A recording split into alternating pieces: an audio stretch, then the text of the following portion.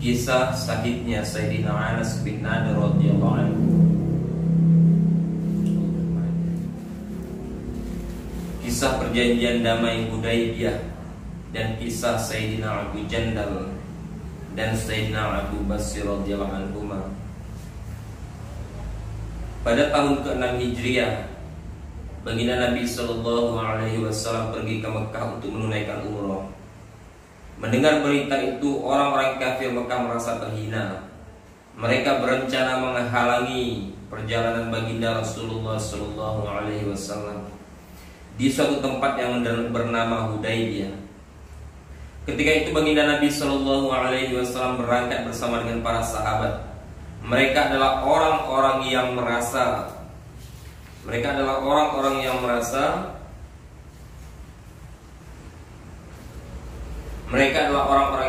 bangga jika dapat mengorbankan jiwa dan raga untuk baginda Rasulullah SAW dalam siap peperangan dan siap berperang. Namun demikian, demi kebaikan penduduk Mekah, baginda Nabi SAW tidak menginginkan perang. Beliau justru berusaha mengadakan perjanjian damai dengan mereka. Sebenarnya saat ini para sahabat radhiyallahu anhum sudah siap berperang sampai titik darah penghabisan. Tetapi baginda Nabi SAW tetap memperhatikan kemaslahatan penduduk Mekah dan menerima syarat-syarat perdamaian yang mereka ajukan.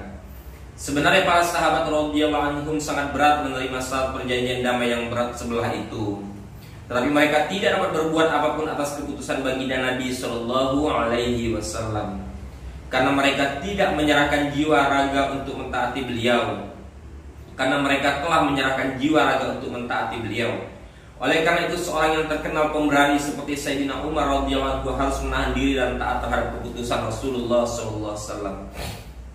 Di antara syarat-syarat perjanjian yang disepakati adalah orang kafir Mekah yang masuk Islam sejak masa perjanjian tersebut dan berhijrah ke Madinah hendaknya dikembalikan ke Mekah.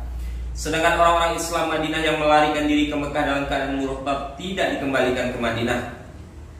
Belum selesai perjanjian itu, ditulis seorang sahabat bernama Abu Jandal radhiyallahu anhu yang telah ditahan, disiksa dan dirantai oleh kaum kafir karena Islamnya, mendatangi kaum muslimin dengan jatuh bangun. Ia berharap dapat bergabung dengan kaum muslimin dan bebas dari musibah yang dialaminya. Ayahnya yang bernama Suhail radhiyallahu anhu yang ketika itu belum masuk Islam, dia masuk Islam pada penaklukan Mekah dan sebagai wakil orang kafir dalam perjanjian damai Hudaybiyah. Beliau menampar anaknya dan memaksa membawa kembali ke Mekah. Baginda Nabi SAW bersabda, surat perjanjian damai belum selesai ditulis, atas dasar apa ia dikembalikan? Akan tetapi Suhail terus memaksa. Baginda Nabi SAW berkata kepada Suhail, aku minta agar satu orang ini diserahkan kepadaku. Tetapi mereka tetap menolak. Sayyidina Abu Jandal radhiyallahu anhu berkata kepada kaum muslimin, aku datang sebagai orang Islam. Banyak penderitaan yang telah kualami, namun sayang sekarang aku akan dikembalikan. Hanya Allah Subhanahu wa ta'ala yang mengetahui bagaimana sedihnya para sahabat radhiyallahu anhum ketika itu. Atas nasihat baginda Nabi SAW, Sayyidina Abu Jandal radhiyallahu anhu bersedia kembali ke Mekah. Baginda Nabi SAW berusaha menghibur hatinya dan menyuruh agar bersabar. Beliau bersabda, dalam waktu dekat Allah Subhanahu wa ta'ala akan memberikan jalan keluar bagimu. Setelah surat perjanjian damai ini disepakati dan baginda Nabi SAW kembali ke Madinah, seorang yang bernama Abu Basir masuk Islam dan pergi ke Madinah. Kaum kafir mengutus 2 orang untuk membawanya kembali ke Mekah. Sesuai dengan perjanjian, baginda Nabi SAW mengembalikannya. Sayyidina Abu Basir radhiyallahu anhu pun menolak memohon kepada baginda Rasulullah SAW, ya Rasulullah, aku datang setelah masuk Islam, namun engkau mengembalikan aku ke dalam cengkraman orang-orang kafir. Baginda Nabi SAW menasihatinya agar bersabar. Allahu la ilaha illahu. Hati mana?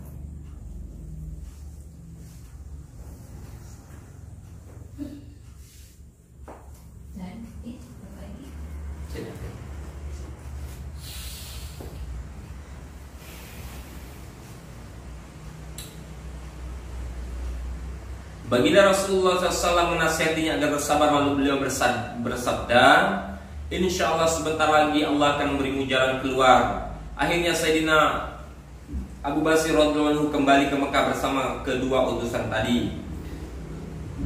Di tengah perjalanan Sayyidina Abu Basir radhiyallahu anhu berkata kepada salah seorang dari keduanya, "Hai kawan, pedangmu bagus sekali." Merasa pedangnya dipuji, orang itu dengan bangga mengeluarkan pedangnya.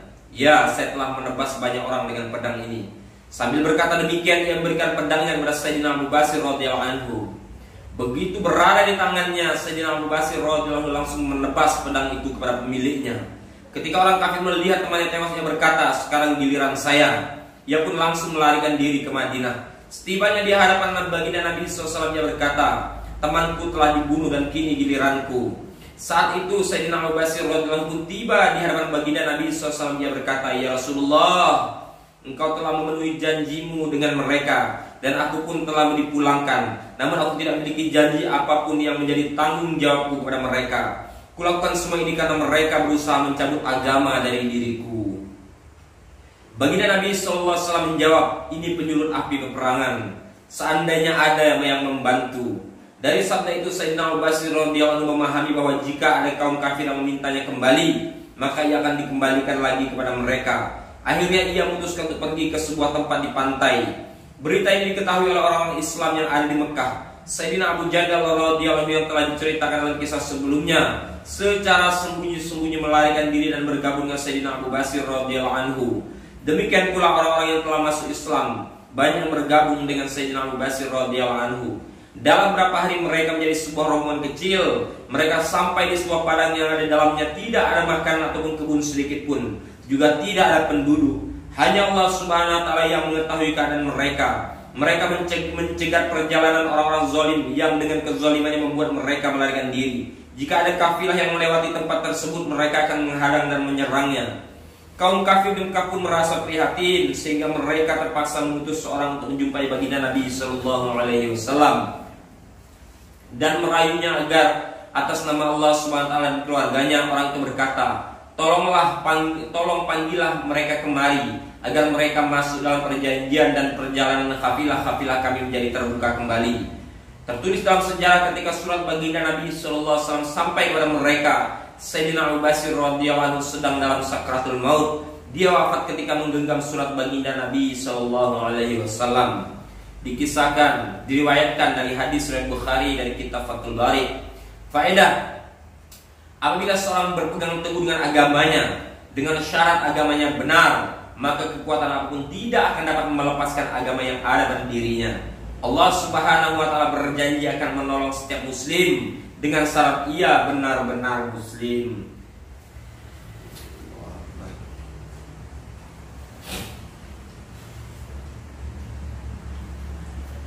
Semangat kaum wanita dalam mengamalkan agama. Kisah tasbih Sayyidina Fatimah radhiyallahu anha. Sayyidina Ali radhiyallahu anhu berkata kepada seorang muridnya, "Maukah ku ceritakan kepadamu mengenai Fatimah, putri baginda Rasulullah sallallahu alaihi wasallam yang sangat beliau cintai?" Muridnya menjawab, "Tentu." Lalu Sayyidina Ali radhiyallahu anhu pun bercerita, dengan tangannya Fatimah menggiling gandum sehingga timbul bekas di tangannya. Ia pun mengisi tempat air sendiri dan bekasnya terlihat di dadanya. Ia juga menyapu rumah dan bagian-bagian lain sehingga bajunya kotor dan lusuh. Suatu ketika baginda Rasulullah SAW mendapatkan beberapa hamba sahaya wanita.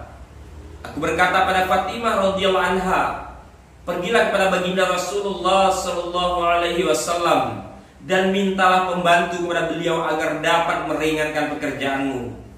Fatimah pun datang ke majelis baginda Nabi sallallahu alaihi wasallam. Saat itu di sana ada banyak orang dan ia memiliki sifat yang sangat pemalu.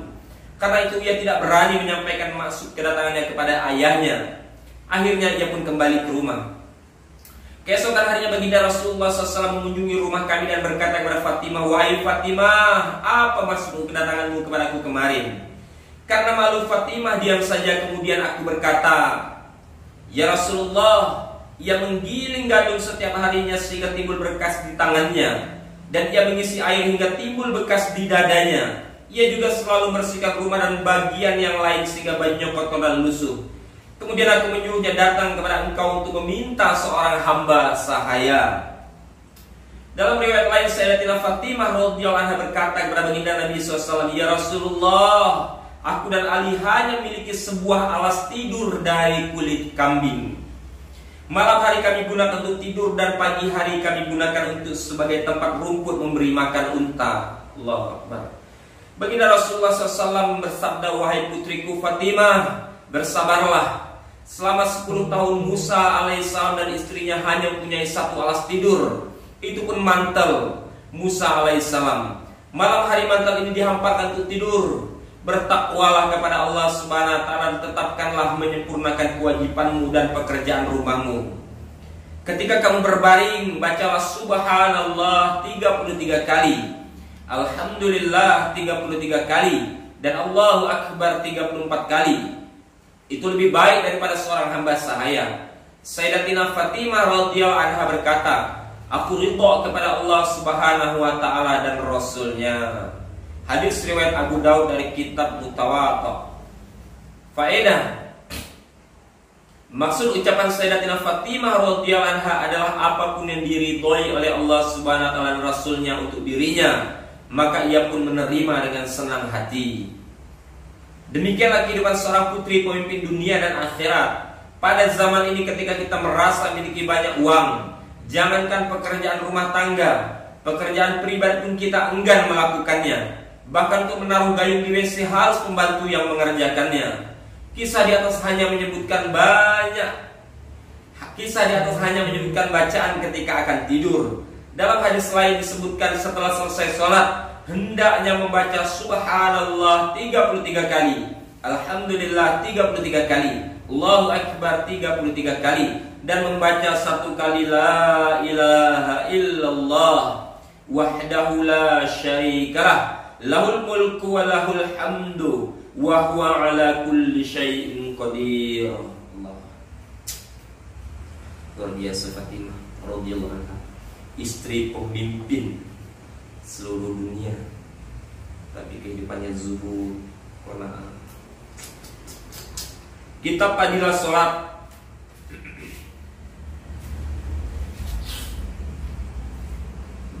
Bergegas salat dalam musibah.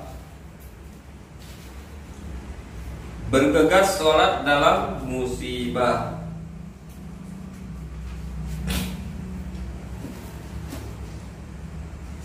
Al-Khuzaifah radhiyallahu anhu qala, kana Rasulullah sallallahu alaihi wasallam idza khadzabahu amrun fad'a ila shalah. Dari Sayyidina Khuzaifah radhiyallahu anhu, ia berkata, apabila baginda Rasulullah sallallahu alaihi wasallam menemui suatu kesulitan, maka beliau bergegas mengerjakan salat. Hadis riwayat Ahmad, Abu Daud dari kitab Durrul Mansur. Salat adalah rahmat Allah Subhanahu wa taala yang besar. Mencari penyelesaian dengan salat ketika mendapat setiap kesulitan berarti mendatangkan rahmat Allah Subhanahu wa taala. Jika rahmat Allah Subhanahu wa taala datang, tidak ada lagi kesulitan yang tersisa. Banyak riwayat menyebutkan tentang hal ini. Para sahabat radhiyallahu anhum yang selalu mengikuti setiap langkah baginda Nabi sallallahu alaihi wasallam juga sering melakukannya. Sayyidina Abu Darda radhiyallahu anhu berkata, jika terjadi angin topan, baginda Rasulullah sallallahu alaihi wasallam akan bergegas masuk ke masjid dan tidak akan keluar dari masjid sebelum angin reda. Demikian juga ketika terjadi gerhana matahari atau bulan, baginda Rasulullah sallallahu alaihi wasallam akan bergegas mengerjakan salat. Sayyidah Su'aib radhiyallahu anhu meriwayatkan dari baginda Rasulullah sallallahu alaihi wasallam bersabda, para nabi alaihi wasallam setiap kali menghadapi kesulitan akan bergegas melaksanakan salat. Suatu hari ketika dalam perjalanan, Sayyidina Ibnu Abbas radhiyallahu anhu mendapat kabar bahwa anaknya telah meninggal dunia. Ia segera turun dari untanya, kemudian sholat 2 rakaat lalu membaca Inna lillahi wa inna ilaihi raji'un. Sesungguhnya kami adalah milik Allah dan akan kembali kepada Allah. Setelah itu ia berkata, aku telah melaksanakan apa yang diperintahkan oleh Allah Subhanahu wa taala dalam Quran. Wasta'inu bis-sabri was-shalah. Carilah pertolongan Allah dengan sabar dan salat. Quran surah Al-Baqarah ayat 45. Terdapat kisah lain mengenai Sayyidina Ibnu Abbas radhiyallahu anhu. Saat dalam perjalanan ia mendapatkan berita kematian saudaranya yang bernama Sayyidina Qutsam radhiyallahu anhu. Ia segera turun dari unta dan mengerjakan sholat 2 rakaat di pinggir jalan. Lalu ia berdoa cukup lama dalam tasyahudnya. Kemudian dia berdiri untuk melanjutkan perjalanan seraya membaca ayat Quran surah Al-Baqarah ayat 45. Wasta'inu bis-sabri was-salah wa innaha lakabiratun illa 'alal khashi'in. Carilah pertolongan Allah dengan sabar dan salat, dan sesungguhnya salat itu sangat besar sangat berat kecuali bagi orang yang khusyuk hatinya. Insyaallah mengenai masalah khusyuk ini akan dijelaskan bab ketiga. Juga disebutkan sebuah kisah lain mengenai Sayyidina Ibnu Abbas radhiyallahu anhu ketika mendengar berita wafatnya salah seorang azwajun mutahharah atau istri-istri baginda Rasulullah sallallahu alaihi wasallam.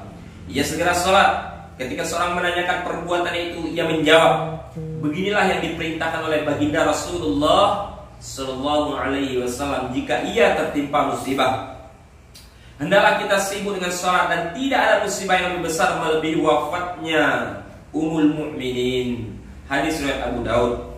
Ketika Sayyidina Ubadah radhiyallahu anhu hampir wafat, ia berkata kepada orang-orang yang berada di dekatnya, janganlah kalian menangisiku jika ruhku keluar. Berwudulah dengan sempurna, lalu pergilah ke masjid, salatlah dan beristighfarlah untukku, sebab Allah Subhanahu wa taala menyuruh kita agar selalu mohon pertolongan dengan sabar dan salat. Suami Sayyidatina Ummu Kulsum radhiyallahu anha, yaitu Sayyidina Abdurrahman radhiyallahu anhu, menderita sakit parah. Suatu ketika ia pingsan sehingga semua orang meyakini ia telah meninggal. Ketika hari itu Sayyidatina Ummu Kulsum radhiyallahu anha segera mendirikan salat. Ketika Sayyidatina Ummu Kulsum radhiyallahu anha selesai salat, ternyata Sayyidina Abdurrahman radhiyallahu anhu siuman kembali. Ia bertanya kepada orang-orang di sekelilingnya, apakah aku tadi seperti orang yang sudah mati? Orang-orang menjawab, ya. Ia berkata, 2 malaikat telah mendatangiku dan berkata, pergilah menghadap Ahkamul Hakimin, Allah yang Maha Adil. Dialah yang akan memutuskan perkaramu.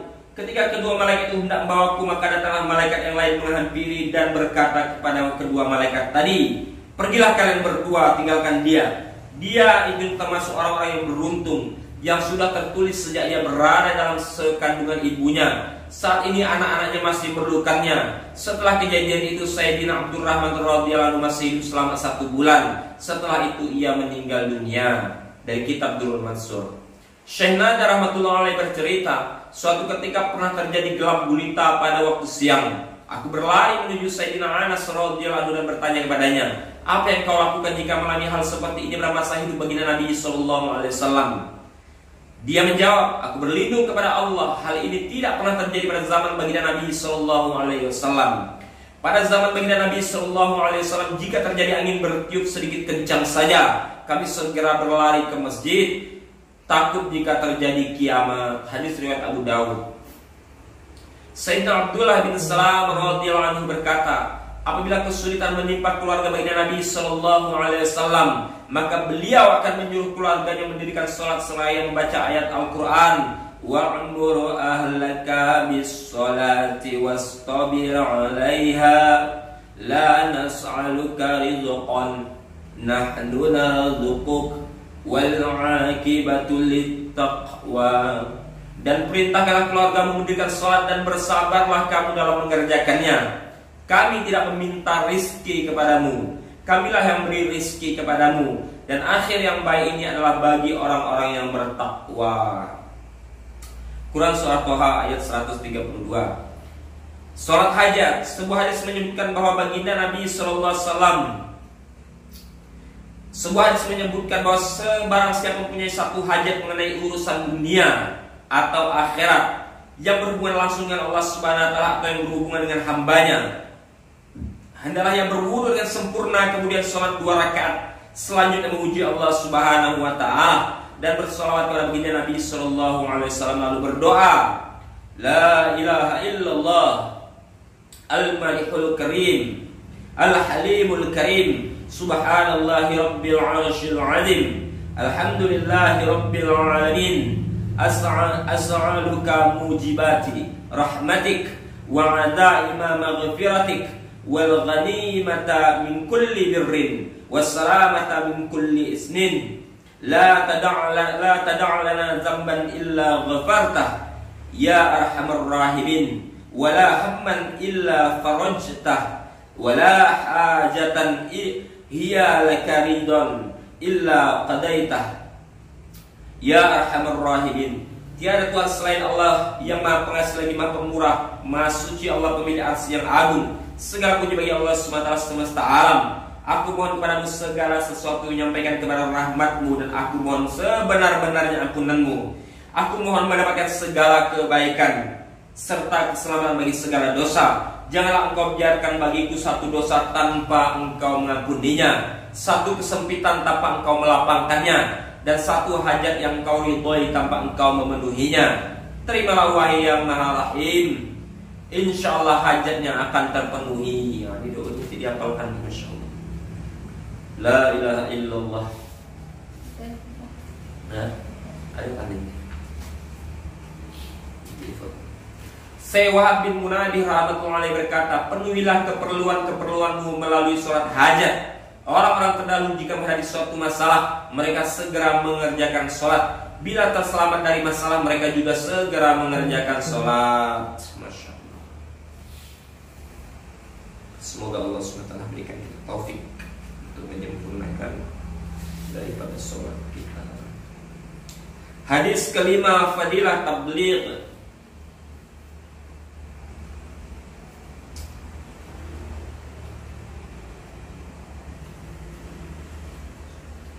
Ruwiya an Anas radhiyallahu anhu anna Rasulullah sallallahu alaihi wasallam qala la tazalu la ilaha illallah tanfa'u man qalaha wa taruddu anhumul adab wan niqmah malam yastakhiffu bihaqqiha.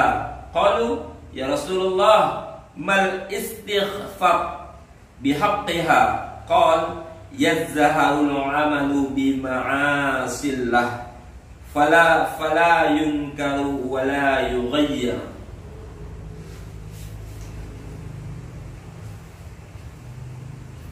Diriwayatkan dari Sayyidina Anas radhiyallahu anhu, baginda Rasulullah SAW bersabda, kalimah la ilaha illallah Muhammadur Rasulullah akan selalu memberi manfaat bagi orang yang mengucapkannya dan akan menjauhkan mereka dari azab dan bencana selama mereka tidak mengabaikan hak-haknya. Para sahabat radhiyallahu anhu bertanya, ya Rasulullah, apa maksud mengabaikan hak-haknya? Rasulullah SAW menjawab, kemaksiatan kepada Allah Subhanahu wa taala dilakukan dengan terang-terangan, tapi tidak ada yang mengingkari dan berusaha mengubahnya. Hadis riwayat Al-Sahbani dari kitab At-Targhib. Sekarang jawab dengan jujur, apa kemaksiatan kepada Allah Subhanahu wa taala saat ini ada akhirnya? Apakah ada batasannya? Kita dapat menyaksikan betapa maksiat demikian bebas dilakukan. Tetapi adakah orang yang sungguh-sungguh mencegahnya atau berpaling atau paling tidak menguranginya? Sama sekali tidak ada. Dengan demikian sudah selainnya kita mendapat azab dan bencana sebagaimana ancaman dalam hadis di atas. Maka masih adakah kaum muslimin di dunia yang sedang dalam suasana bahaya ancaman Allah Subhanahu wa taala ini? Semata-mata merupakan rahmat dari Allah Subhanahu wa taala. Jika bukan karena rahmat Allah Subhanahu wa taala, semestinya kita semua sudah hancur. Bukankah kita yang menyulut penyebab kehancuran untuk diri kita sendiri? Sayyidatina Aisyah radhiyallahu anha bertanya kepada baginda Rasulullah SAW, jika Allah Subhanahu wa taala menurunkan azab ke dunia ini, apakah azab itu akan menimpa orang-orang yang soleh juga? Baginda Nabi SAW menjawab, ya, azab akan menimpa semua orang di dunia ini. Tetapi pada hari kiamat orang soleh akan dipisahkan dari orang-orang yang bersalah. Wahai saudaraku yang merasa puas dengan kesolehan dirinya sendiri di dunia, jangan merasa tenang. Jika Allah Subhanahu wa taala menurunkan azab karena kemaksiatan yang merajalela, kita pun akan terkena daripada azab tersebut. Nauzubillah min dzalik. Hadis ke-6.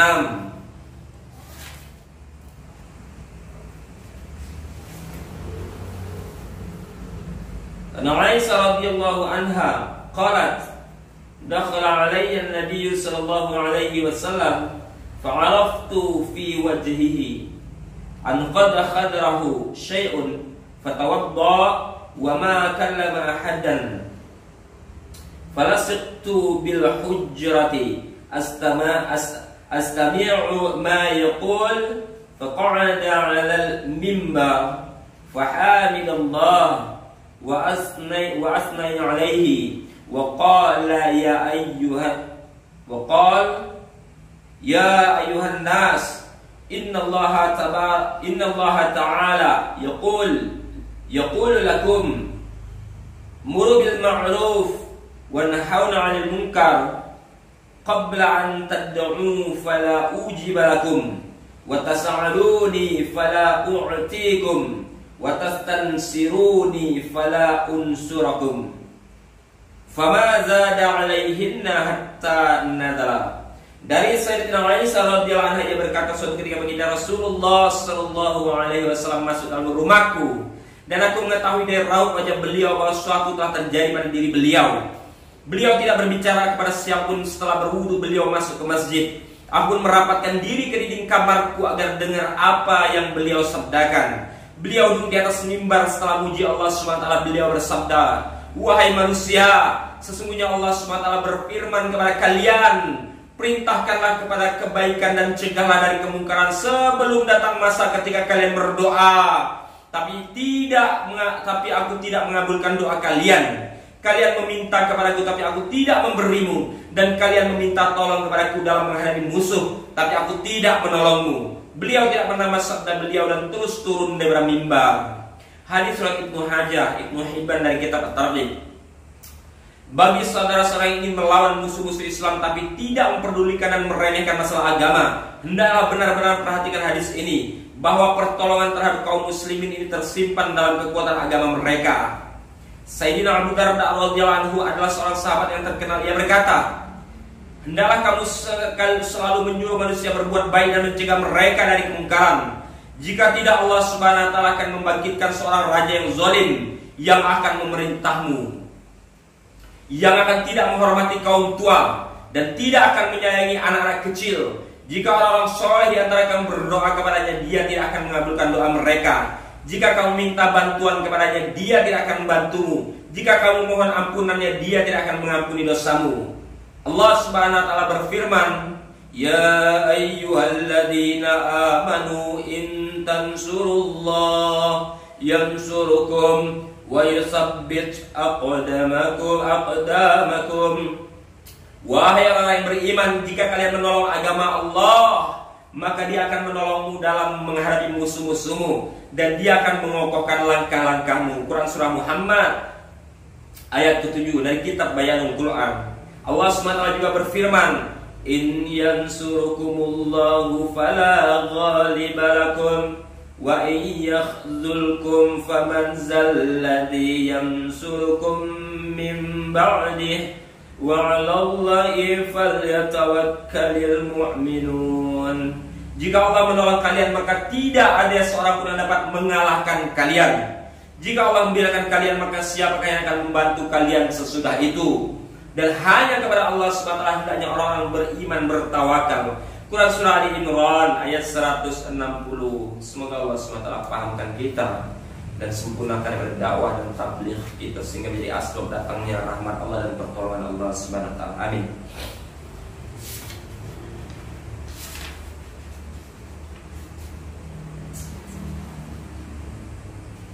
Fadilah Al-Quran. Hadis ketiga,